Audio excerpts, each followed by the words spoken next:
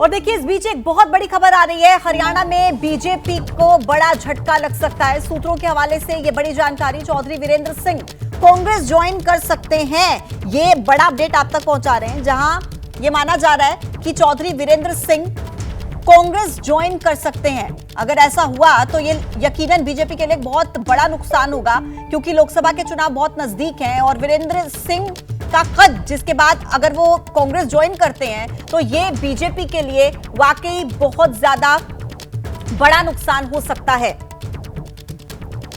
तो चौधरी वीरेंद्र सिंह कांग्रेस में जा सकते हैं, ऐसी जानकारी सूत्रों के हवाले से मिल रही है। लोकसभा चुनाव से पहले हरियाणा में बीजेपी को झटका लग सकता है। तो देखिए ये बड़ी जानकारी मिल रही है, खबर कंफर्म हो चुकी है। ये खबर कंफर्म हो चुकी है कि चौधरी वीरेंद्र सिंह कांग्रेस ज्वाइन करेंगे।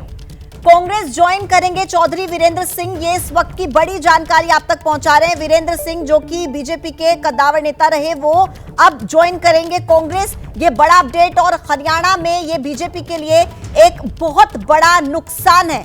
तो ये देखिए लोकसभा के चुनाव बहुत नजदीक हैं और इसी बीच ये जो दल बदल की खबरें सामने आ रही हैं, ये वाकई एक बड़े झटके के रूप में देखी जा रही है। और इसी खबर पर ज्यादा जानकारी के साथ हमारे सहयोगी आशीष इस वक्त जुड़ गए हैं। आशीष, ये बीजेपी के लिए कितना बड़ा नुकसान, क्योंकि चौधरी वीरेंद्र सिंह बड़ा नाम, कांग्रेस ज्वाइन करने वाले हैं।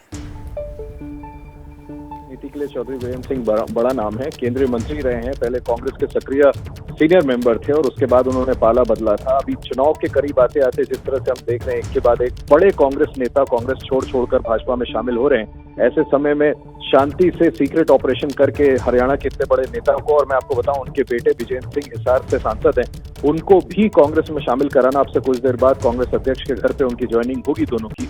निश्चित तौर पर भारतीय जनता पार्टी के लिए एक बड़ी चोट है हरियाणा में, और हरियाणा में कांग्रेस को राजनीतिक पृष्ठभूमि में जरूर मजबूती देगा। और चौधरी वीरेंद्र सिंह, जैसे मैंने आपको बताया कि पहले कांग्रेस में थे, केंद्रीय मंत्री थे, हालांकि उन्हें ससम्मान भाजपा ने अपने में शामिल कराया था और उन्हें बड़ा ओहदा दिया था, लेकिन निश्चित तौर पर मुझे लगता है कि समय के साथ उन्होंने अपने आप को वांछित महसूस किया होगा। इस वजह से पिछले कुछ समय से हमें सोर्सेज बताते हैं कि उनकी बातचीत लगातार कांग्रेस लीडरशिप से चल रही थी। उन्होंने अपनी तरफ से ये कहा था कि वो सक्रिय राजनीति में अब नहीं रहना चाहते, वो चाहते तो उनके बेटे को शामिल कराया जाए, लेकिन सोर्सेज ये इंडिकेट कर रहे हैं कि अब पिता और पुत्र दोनों को भी कांग्रेस में शामिल वापस कराया जा रहा है और वो एक तरह से उनकी राजनीतिक घर वापसी हो रही है। के पास वापस आती हूँ आशीष, जैनेंद्र भी हमारे साथ जुड़ गए हैं। जैनेंद्र, चौधरी वीरेंद्र सिंह जब उनका नाम चर्चा में आया, जब किसान आंदोलन हुआ, उस वक्त पर भी उनके जो बगावती तेवर है वो देखने को मिले, या उससे पहले भी कई बार ऐसा हुआ जब उनके बगावती तेवर दिखे। क्या ये माना जाए कि कुछ समय से कहीं ना कहीं चल रहा था, या ये अचानक हुआ लोकसभा चुनाव से ठीक पहले जब वो कांग्रेस ज्वाइन करने वाले हैं? बिल्कुल नहीं, ये राजनीतिक परिस्थितियों की वजह से हो रहा है। चौधरी वीरेंद्र सिंह जरूर कांग्रेस में बहुत बड़े कद्दावर नेता थे, केंद्रीय मंत्री भी रहे मोदी कैबिनेट में, लेकिन उनके बेटे विजेंद्र जो हिसार से फिलहाल लोकसभा सांसद है, उनकी टिकट इस बार उन्हें टिकट मिलनी मुश्किल थी। और इसकी वजह यह है कि पिछली बार उन्होंने हिसार में जिस जेजेपी को हराया था, वो फिलहाल अब हरियाणा में बीजेपी की सहयोगी है। तीसरे नंबर पर कांग्रेस के भव्य बिश्नोई रहे थे। भव्य बिश्नोई अब बीजेपी में शामिल हो चुके हैं। उनके पिता जो हैं वो इस बार बीजेपी के टिकट पर संभावित उम्मीदवार हो सकते हैं हिसार सीट से। तो यही वजह है कि विजेंद्र सिंह को बीजेपी में फिलहाल अपना और अपने बेटे का भविष्य नजर नहीं आ रहा था, और इसी वजह से उनको अब अपने पुरानी पार्टी की याद आई, और इसी वजह से अब वो पिछले कई दिनों समय से जब जो सरकार विरोधी आंदोलन आदि हो रहे थे, उसमें वो शामिल होकर के अपने इरादे जाहिर कर रहे थे, और आज वो औपचारिक तौर पर एक बार फिर कांग्रेस में शामिल हो रहे हैं। अब से थोड़ी देर में कांग्रेस अध्यक्ष मल्लिकार्जुन खड़गे दोनों चौधरी पिता पुत्र को पार्टी में शामिल करवाएंगे। जी ठीक है आशीष, क्योंकि अपनी ही पार्टी के खिलाफ कई बार वो बोलते हुए भी नजर आए हैं, और खबरें कुछ समय पहले ये भी आ रही थी कि चौधरी वीरेंद्र सिंह नया मंच भी तैयार कर सकते हैं, अगर मैं गलत नहीं हूं तो। लेकिन अब जिस तरीके से वो कांग्रेस ज्वाइन करेंगे, तो बीजेपी को लोकसभा चुनाव से पहले ये कितना बड़ा नुकसान होगा? कहां पर चौधरी वीरेंद्र सिंह प्रभाव रखते हैं? आसपास के जितने भी इलाके हैं, जाट बेल्ट, वो खुद एक बड़े जाट नेता हैं, निश्चित तौर पर उनका खासा प्रभाव है, और लंबी राजनीति है उनकी, इसलिए निश्चित तौर पर राजनीतिक तौर पर काफी असर रखते हैं, और इसका बीजेपी को दोनों ही तरह से नुकसान होगा। एक तो जाट समुदाय जो भारतीय जनता पार्टी से नाराज चल रहा है उसको एक और बड़ा नेता खेमा बदलते दिखेगा तो उसका भी राजनीतिक असर होगा। और निश्चित तौर पर जैनेन्द्र बहुत बड़ी बात बता रहे हैं कि इसके पीछे राजनीतिक वजह उनको अपने बेटे का राजनीतिक भविष्य भी सिक्योर करना है। कहीं ना कहीं जब इस बात के संकेत मिल ही गए थे कि इस बार हिसार से विजेंद्र सिंह को टिकट बीजेपी संभवतः नहीं देती, ऐसे में उन्होंने ये हार्ड बार्गेन किया है कांग्रेस पार्टी के साथ और बहुत जल्द दोनों पिता पुत्र की ज्वाइनिंग आज कांग्रेस में वापस हो जाएगी। जी, लेकिन आशीष, क्योंकि अगर कांग्रेस वो ज्वाइन करने वाले हैं अभी कुछ समय के बाद, मल्लिकार्जुन खड़गे उन्हें पार्टी की सदस्यता दिलाएंगे, तो इससे पहले हर पहलू पर बात भी हुई होगी, जैसा कि आप कह रहे हैं कि उनके बेटे के भविष्य को लेकर भी कहीं ना कहीं एक सवाल खड़ा हो रहा था, तो कई ऐसे पहलू रहे होंगे जिन पर बात हुई होगी। जी हाँ, मुझे लगता है कि दोनों के लिए विन विन सिचुएशन जरूर, जैसा मैंने आपसे कहा, जो सोर्सेज अब हमें बता रहे हैं कि पिछले कुछ समय से लगातार पिता और पुत्र दोनों से बातचीत चल रही थी। तकरीबन ये अब हम तय मान सकते हैं कि हिसार से वीरेंद्र सिंह को, माफ कीजिएगा, उनके बेटे विजेंद्र सिंह को कांग्रेस अपना लोकसभा का उम्मीदवार बनाए। और जैसा मैं आपको बता रहा था कि चौधरी वीरेंद्र सिंह खुद ये इंडिकेट कर रहे थे कांग्रेस लीडरशिप को कि वो खुद सक्रिय राजनीति में नहीं आना चाहते। पहले उन्होंने ये संकेत दिया था कि वो खुद कांग्रेस में शामिल नहीं होंगे, बनिस्पत चाहते थे कि उनके बेटे को शामिल कराया जाए।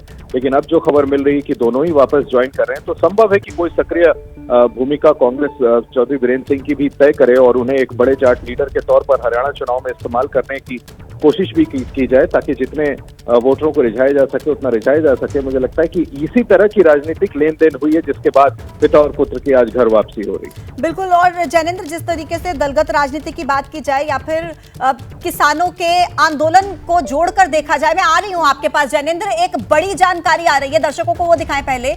देखिए, बीजेपी को बड़ा झटका और इसी को लेकर अब जो रिएक्शंस है ना वो भी सामने आ रहे हैं। विजेंद्र सिंह का खुद का ये जो ट्वीट है वो देखिए क्या कहता है। आई have resign from the primary membership of BJP due to compelling political reasons. I extend gratitude to the party, national president Shri JP Nadda, Prime Minister Shri Narendra Modi and Shri Amit Shah for giving me the opportunity to serve as the member of parliament for Hisar. तो देखिए, ये आभार जताया है और साथ ही साथ कहा कि मैं राजनीतिक कारणों की वजह से पार्टी की जो मेंबरशिप है उससे रिजाइन मैंने कर दिया है। ये जो पोस्ट है ये बृजेंद्र सिंह की तरफ से किया गया है। ये ट्वीट हम आपको दिखा रहे हैं बृजेंद्र सिंह का, जो उन्होंने लिखा और इसमें उन्होंने आभार जताया जेपी नड्डा के लिए, प्रधानमंत्री नरेंद्र मोदी के लिए, गृह मंत्री अमित शाह के लिए कि मुझे अपॉर्चुनिटी दी, अवसर दिया कि मैंने हिसार के लिए जो है मेंबर ऑफ पार्लियामेंट के तौर पर मैंने सर्व किया, मैंने काम किया, लेकिन अब मैं कुछ कारणों की वजह से, राजनीतिक कारणों का वो हवाला दे रहे हैं कि मैं राजनीतिक कारणों की वजह से मैंने पार्टी की मेंबरशिप से रिजाइन कर दिया है। जैनेन्द्र, हम अभी जिस बात का जिक्र कर रहे थे, बृजेंद्र सिंह ने यह क्लियर लिखा है कि due to compelling political reasons I have resign. Political reasons की वजह से मैंने रिजाइन दिया है। बिल्कुल बिल्कुल, और यही बात मैं आपको कह रहा था कि पिछले लोकसभा चुनाव में बृजेंद्र सिंह ने जेजेपी को हराया था, दुष्यंत चौटाला को हराया था। वो अब बीजेपी के साथ गठबंधन में है जेजेपी पार्टी। इसके अलावा तीसरे नंबर पर कुलदीप बिश्नोई रहे थे बीजेपी से, माफ करिए कांग्रेस से, उनके पिता माफ करिए भावे बिश्नोई तीसरे नंबर पर रहे थे, उनके पिता कुलदीप बिश्नोई अब बीजेपी में है। संभावना है कि कुलदीप बिश्नोई इस बार चुनाव लड़ेंगे। जाहिर सी बात है कि बृजेंद्र सिंह और वीरेंद्र सिंह के पास ज्यादा विकल्प नहीं थे और यही राजनीतिक वजह थी जिसका जिक्र वो अपने ट्वीट में कर रहे हैं कि कुछ राजनीतिक वजहों से, वो राजनीतिक वजह यही थी और यही वजह कि वो इस बार अब एक बार फिर घर वापसी कर रहे हैं और पूरी संभावना है कि कांग्रेस की तरफ से वो अब हिसार से लोकसभा के उम्मीदवार रह सकते हैं। इसका ज्यादा असर लोकसभा चुनाव में तो देखने को नहीं मिलता, लेकिन निश्चित तौर पर विधानसभा चुनाव जो कुछ ही महीने के बाद होने हरियाणा में, उसके लिहाज से जरूर ये बीजेपी के लिए एक झटका है। जी बिल्कुल। और आशीष, अभी 2 ही दिन पहले चौधरी दुष्यंत चौटाला, जो कि उप मुख्यमंत्री हैं हरियाणा के, दुष्यंत चौटाला, उनकी तरफ से भी इस बात का जिक्र किया गया था कि जो बृजेंद्र सिंह हैं वो पिछले 1 साल से लगातार इस बात का जिक्र कर रहे हैं, धमकी दे रहे हैं कि भाई पार्टी छोड़ दूंगा। वो तारीख पर तारीख दे रहे हैं लेकिन कोई निर्णय नहीं ले रहे। यानी कि ये जो खींचतान है, ये जो मनमुटाव है, ये लंबे समय से चल रहा था, जो कि अब बिल्कुल सामने रेजिग्नेशन के फॉर्म में आया है। आशीष, पहले सीटों को लेकर निश्चित तौर पर एलाइज के बीच में भी हार्ड बार्गेनिंग चलती है और आप बिल्कुल ठीक कह रहे हैं कि चौटाला की तरफ से भी ये बार बार संकेत दिया जा रहा था।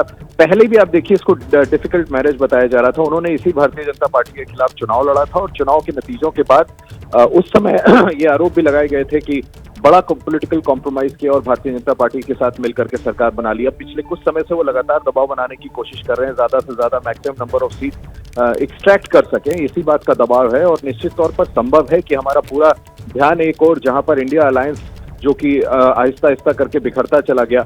संभव है कि एनडीए में भी इस तरह की टूट देखने को मिले, और जो तेवर अपनाए हैं दुष्यंत चौटाला ने, उससे लगता है कि बात बिगड़ भी सकती है। हालांकि फिर दोहरा दूं कि वो अपनी तरफ से पूरी कोशिश कर रहे हैं कि किसी तरह से दबाव बना के ज्यादा से ज्यादा सीटें उनको मिल सके, और वो सीटें मिल सके जिस पर वो चुनाव में अपने कैंडिडेट्स को उतारना चाहते हैं। ऐसा संभव हो सकेगा, नहीं हो सकेगा, ये आने वाला वक्त बताएगा। लेकिन उसके पहले चौधरी वीरेंद्र सिंह और उनके बेटे का कांग्रेस में वापस शामिल होना निश्चित तौर पर राजनीतिक तौर पर बीजेपी के लिए बड़ा नुकसान। बिल्कुल आशीष और जैनेंद्र, ये भी समझना चाहेंगे क्योंकि पिछले कुछ महीनों से साफ तौर पर विजेंद्र सिंह अपनी बात कह रहे थे, बीजेपी को कहीं ना कहीं वो अल्टीमेटम भी दे चुके थे गठबंधन तोड़ने को लेकर जेजेपी के साथ, और लगातार उनकी तरफ से इस बात का जिक्र किया जा रहा था क्योंकि ये जो मनमुटाव था ये कहीं ना कहीं, जैसा कि हम पहले भी जिक्र कर रहे हैं, कि उनके बेटे के भविष्य को लेकर भी था, जो सीट जेजेपी को दे दी गई लड़ने के लिए। देखिए, बिल्कुल इसके पीछे राजनीतिक भविष्य ही मुख्य तौर पर केंद्र में था। जेजेपी के साथ बीजेपी का गठबंधन बीते 4 सालों से है, और जब हरियाणा में पिछला राज्यसभा चुनाव हुआ था उस समय कुलदीप बिश्नोई बीजेपी में आ गए थे। तो साफ तौर पर हिसार की जो लोकसभा सीट है उसके समीकरण राजनीतिक पूरी तरीके से बदल चुके हैं। अपनी तरफ से अंदर आने जरूर चौधरी वीरेंद्र ने दबाव बनाने की कोशिश की, लेकिन जब उन्हें लगा कि कोई कामयाबी उन्हें नहीं मिल रही है, इसके बाद से ही वो लगातार, चाहे वो पहलवानों का आंदोलन हो या किसानों का आंदोलन हो, अपने वो सरकार के खिलाफ नजर आए, हमेशा अपनी पार्टी के खिलाफ नजर आए।